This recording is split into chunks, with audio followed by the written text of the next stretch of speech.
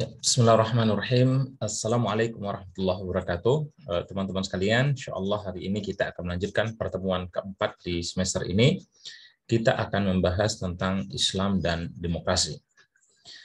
Kita sudah mengetahui bahwa ketika bicara tentang hubungan Islam dan demokrasi, maka di dunia kontemporer ini ya persoalan tersebut merupakan sesuatu yang sangat kompleks. Ya. Dalam Islam sendiri, ya, dunia Islam ini tidak kemudian monolitik, ya, meskipun satu agama, tapi kemudian dalam pemahamannya itu ada beragam. Oleh karena itu, ya, ketika kita bicara kaitan antara Islam dengan beberapa isu ya tertentu, misalnya masalah demokrasi, maka ada spektrum yang sangat luas ya dengan berbagai perspektif, mulai dari yang ekstrim, ya misalnya yang menolak hubungan antara demokrasi dengan Islam, sampai mereka yang mengatakan bahwa sebenarnya Islam sendiri itu merupakan suatu sistem yang demokratik. Ya. Pada aspek yang lain, kalau kita lihat demokrasi sekarang ini dipahami dengan demokrasi sesuai dengan pemahaman liberal ya yang dipimpin oleh Amerika.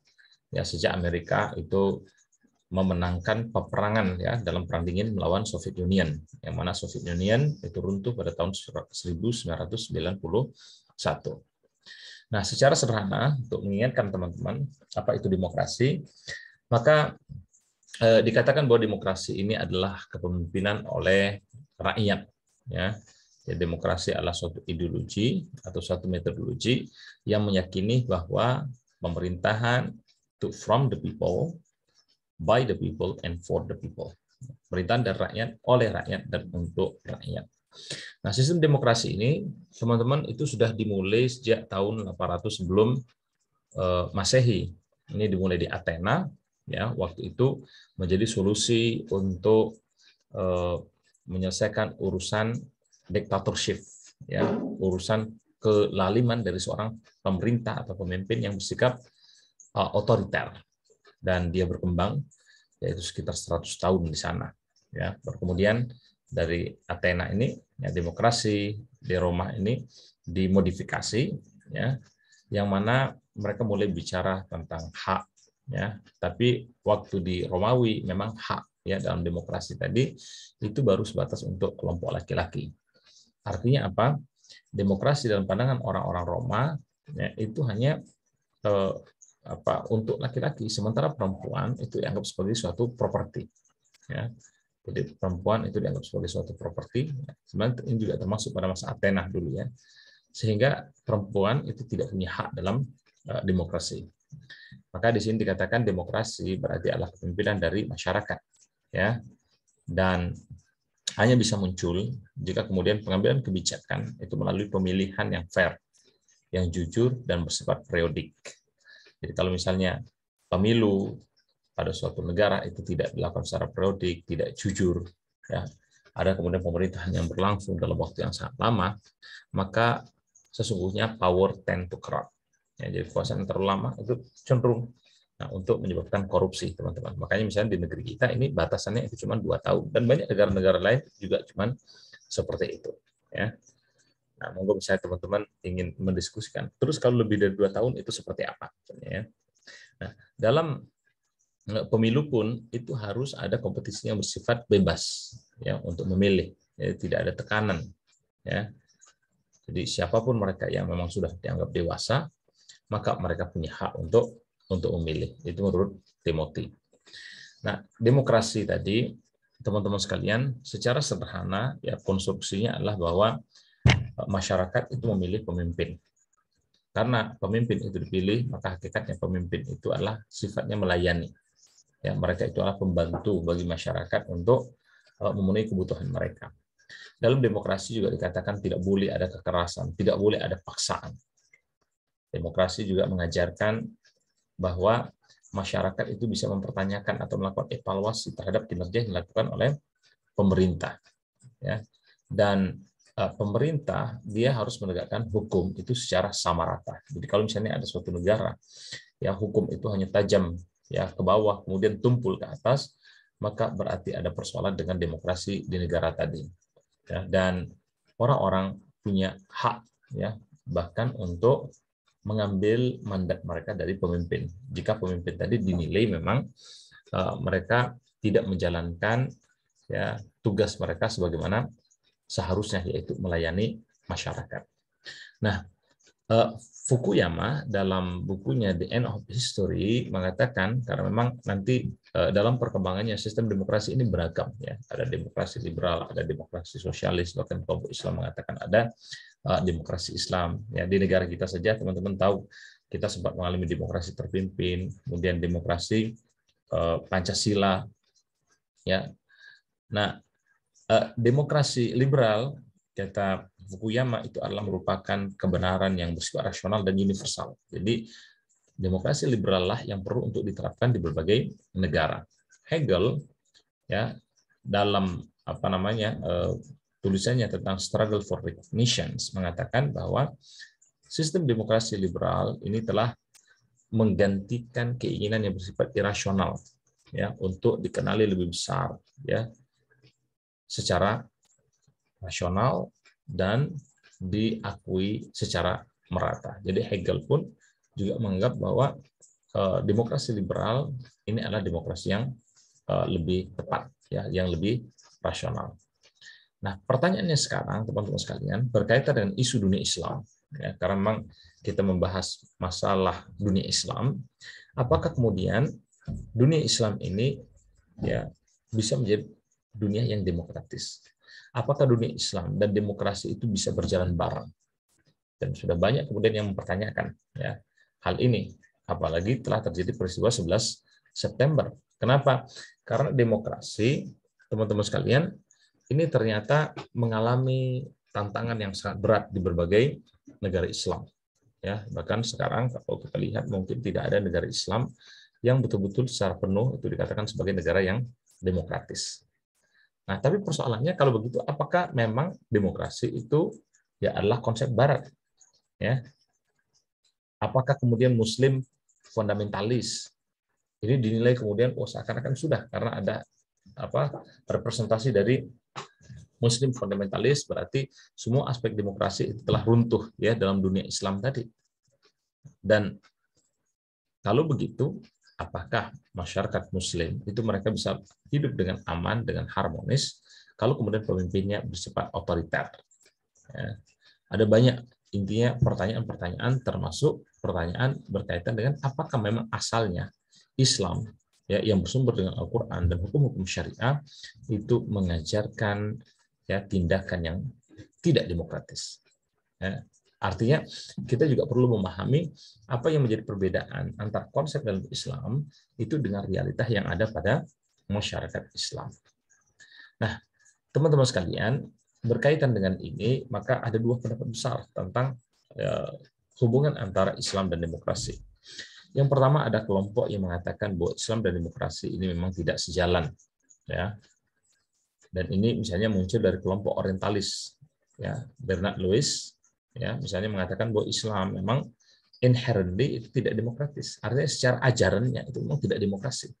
Berarti kalau baca Al-Quran, baca hadis, bahwa memang ajarannya adalah ajaran tidak demokrasi. Ya, ini dari kelompok orientalis. Nah, dari kelompok Muslim tradisionalis sendiri atau Muslim fundamentalis, mereka mengatakan memang Islam itu berbeda dengan demokrasi. Ya, jadi demokrasi itu bertentangan dengan etos dan prinsip dalam Islam. Ya, misalnya yang sering mereka sampaikan bahwa dalam demokrasi yang memerintah adalah rakyat, hukum itu berasal dari rakyat. Tapi kelompok fundamentalis mengatakan tidak, hukum itu harus dari Tuhan. Ya, jadi negara ketuhanan dan negara rakyat ini terjadi perbedaan yang luar biasa. Dan Keduri mengatakan prinsip, institusi, dan nilai demokrasi, ya maka sangat jelas ini bertentangan dengan tradisi ya yang ada dalam politik kelompok Muslim selama ini. Ya.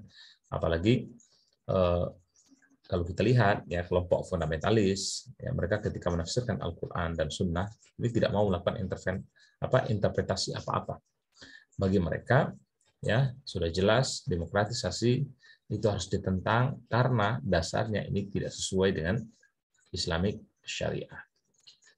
Dan teman-teman misalnya bisa melihat ya bahwa dunia Islam dan demokrasi ini tidak bisa berbarengan. ya, karena memang pemerintahan yang korup, kemudian Islam konservatis selama ini tidak banyak yang tidak menghargai hak asasi manusia. Misalnya di Barat bahwa wanita perlu punya hak pendidikan.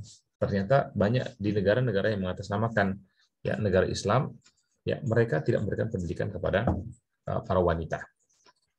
Kemudian juga adanya jebakan memang ya kelompok atau pengaruh ya jebakan atau pengaruh dari kelompok ekstremis Muslim ini terhadap perkembangan Islam selama ini ya, dan banyak kemudian korupsi juga ya, meskipun memang dalam ajaran Islam sendiri itu tidak boleh kita mencuri, memakan ya satu suap saja makanan yang haram, itu merupakan perkara yang sangat besar dalam Islam. Tapi faktanya ini ajaran Islam, kemudian faktanya tidak sedikit di antara pemerintah Muslim atau di tengah masyarakat Muslim mereka yang dengan gampang itu melegalkan korupsi, dan korupsi ini tentu kemudian akan membuat ya demokratisasi di negara tadi itu akan sulit untuk diimplementasikan.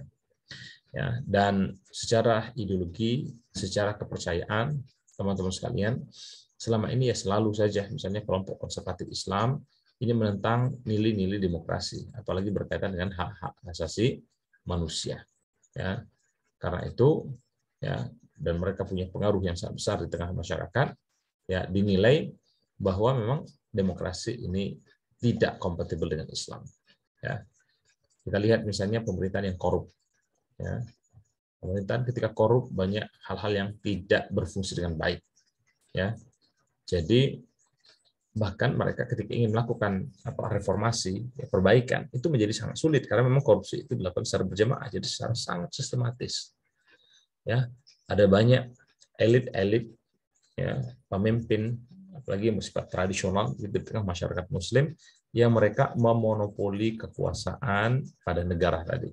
Ya, misalnya kita akan melihat dalam kasus Afghanistan, teman-teman sekalian. Ini sangat sulit kemudian untuk membentuk Afghanistan ini menjadi negara yang demokratis. Ya, kalau hanya mengandalkan dari mereka sendiri mungkin tanpa ada intervensi dari asing. Kenapa?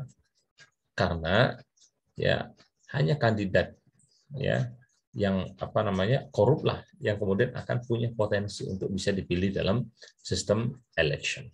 Ya, negara-negara lain ya Lebanon, Iran, Syria, Palestina, termasuk dulu Irak ya berasal Saddam Hussein itu dinilai sebagai pemerintahan yang sulit kemudian untuk mengimplementasikan demokrasi. Ya. Karena tadi korupsi dan demokrasi ya dinilai itu tidak akan bisa berjalan dengan baik. Nah, kemudian yang kedua adalah berkaitan dengan kelompok konservatif yang tidak menghargai hak-hak asasi manusia. Ya. Jadi misalnya yang sangat terlihat itu berkaitan dengan bagaimana ya kelompok konservatif ini ya mereka menginterpretasikan Islam dan syariat itu secara saklek tanpa mau kemudian melakukan perubahan, tanpa mau melakukan interpretasi. Ya. Dan mereka misalnya ketika berpandangan tentang wanita itu sangat saklek. Ya. Ini dinilai ya, persoalan dalam demokrasi. Ya. Mereka tidak mau misalnya mempraktekkan prinsip-prinsip dalam hak asasi manusia. Padahal kalau kita lihat ya dalam Universal Declaration of Human Rights itu sudah dikatakan bahwa ada hak misalnya persamaan dalam pernikahan. Ya. Jadi persamaan dalam pernikahan ini dibolehkan. Tapi memang menurut saya ini perspektif dari Barat ya yang memang berdiri konsep konsep human rights, konsep hak asasi manusia pada masyarakat Barat dengan Islam itu beda. Dalam masyarakat Barat, misalnya Muslim non-Muslim marriage ya is okay, ya. Tapi dalam tengah masyarakat Islam karena ada keyakinan dalam agama tadi ya tidak dibolehkan. Kemudian dalam masyarakat Barat itu dengan gampang boleh kita melakukan perubahan agama, pindah dari satu agama ke agama lain, mau bolak-balik atau bahkan tidak punya agama sekalipun itu tidak ada masalah. Karena dianggap itu sebagai kebebasan, ya individual rights. Tapi dalam Islam, ketika Anda telah menjadi seorang Muslim, maka Anda tidak boleh pindah ke agama yang lain.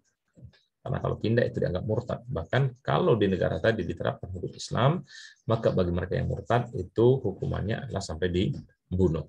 Ya, termasuk nanti persoalan yang cukup kompleks adalah ketika kita bicara tentang persamaan dalam peran dan kewajiban gender ya antara laki-laki dan perempuan, misalnya urusan kepemimpinan ya. Maka dalam pandangan barat memang ya, atau kelompok konservatif atau kelompok orientalis ya, maka memang demokrasi ini kemudian tidak akan bisa berbarengan dengan Islam ya. Karena apa? Dalam Islam tadi masih banyak penentangan terhadap prinsip-prinsip dalam human rights. Kemudian yang ketiga, teman-teman sekalian, berkaitan dengan jebakannya dan pengaruh kelompok ekstremis dalam perkembangan Islam. Jadi kita melihat bahwa kelompok ekstremis ini berkembang juga, jadi menjadi suatu isu besar, bahkan merubah ya peta dunia, terutama pasca 11 September, karena ada kelompok teroris yang mereka ini merupakan antitesis ya dari nilai-nilai demokrasi. Jadi menurut kelompok teroris, teman-teman sekalian, semuanya itu ya harus dilandaskan atas dasar aturan agama. Dan ini yang mereka gunakan untuk menekan masyarakat. Bagi mereka, dictatorship adalah sesuatu yang bagus.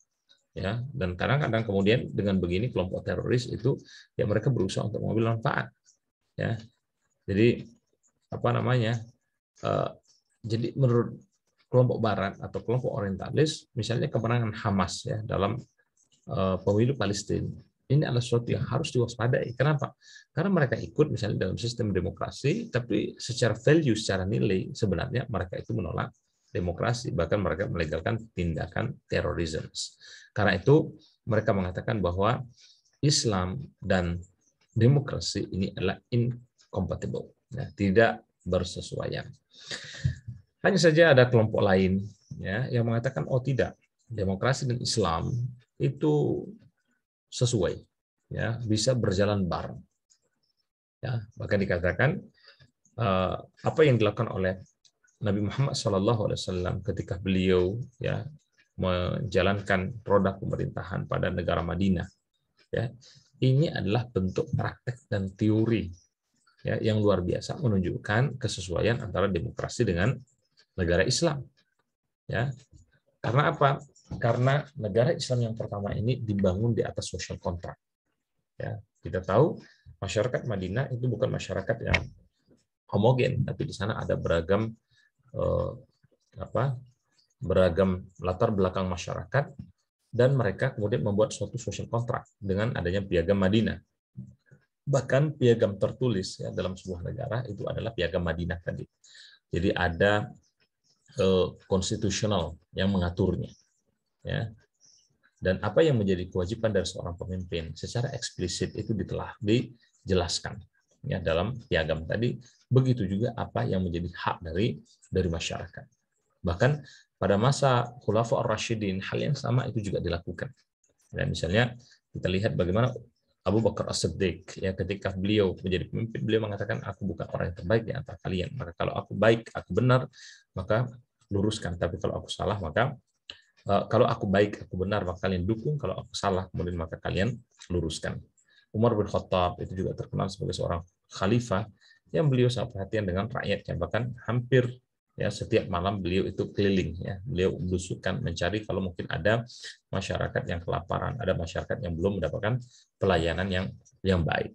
Maka dari sini ya kelompok modernis Islam mengatakan bahwa sebenarnya Islam tadi itu telah mendukung, mempromosikan ide-ide ya yang ideal tentang demokrasi. Ya, jadi dikatakan bahwa interpretasi yang cocok ya tentang Islam ini bahwa Islam itu bisa kemudian ya menjadi suatu model dalam demokrasi, yaitu demokrasi Islam.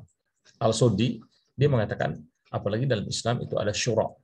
Yang syura ini adalah suatu proses pengambilan kebijakan yang sama sebenarnya dengan perdebatan yang muncul pada negara modern di parlemen ya dalam sistem demokrasi barat.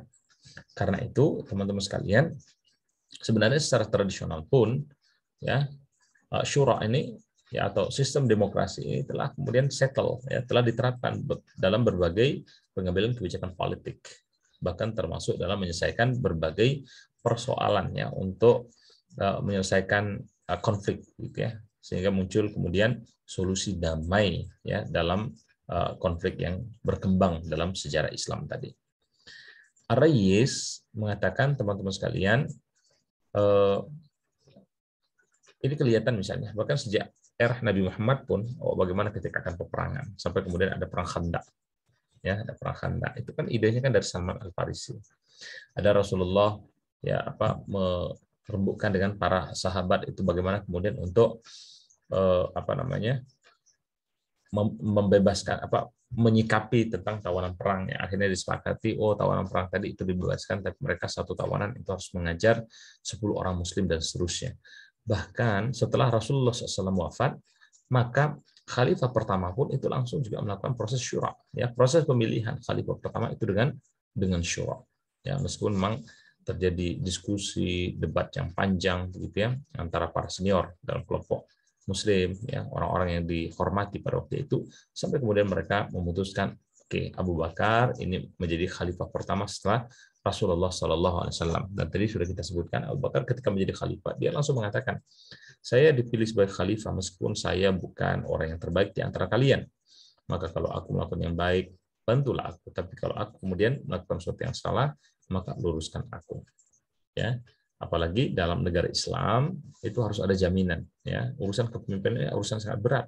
Seorang pemimpin itu harus menjamin persamaan status dan kesempatan bagi semua warga negaranya.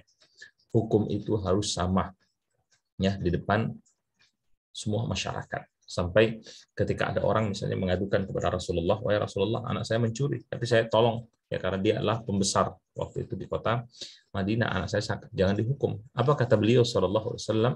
Lau syarakat Fatimah binti Muhammad, kalau saja Fatimah binti Muhammad itu mencuri, maka aku akan potong tangannya. Ya, kebebasan berpikir, kebebasan berekspresi, kepercayaan, penyembahan, berorganisasi, ya, melakukan gerakan perdagangan, bisnis, dan apapun, termasuk dalam memiliki properti, selama tidak melanggar syariat Islam, maka kata Hasan Al-Turabi, ini merupakan sesuatu yang dijamin dalam negara Islam.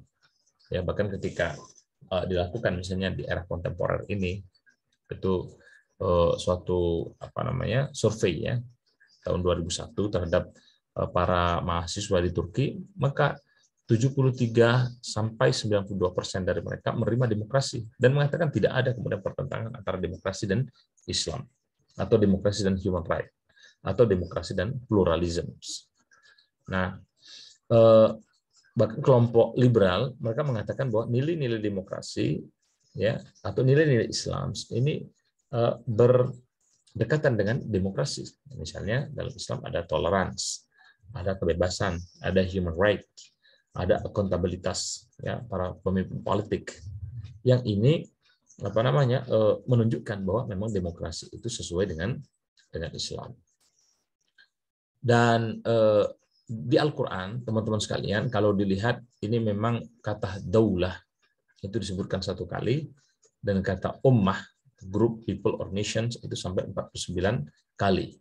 Ya, ini juga kemudian menjadi sebab perdebatan, ya, apa kemudian yang dibentuk itu adalah negara Islam atau kemudian masyarakat Islam. Yang kita kalau belajar dalam pemikiran politik Islam, misalnya Al-Mawardi mengatakan yang penting bagi kita sebenarnya adalah terbentuknya Quranic society, bukan Islamic State. Karena ketika Quranic society, masyarakat yang betul-betul mengikuti tuntunan Al-Quran itu sudah terbentuk, maka hakikatnya tugas dari negara Islam itu sudah dijalankan.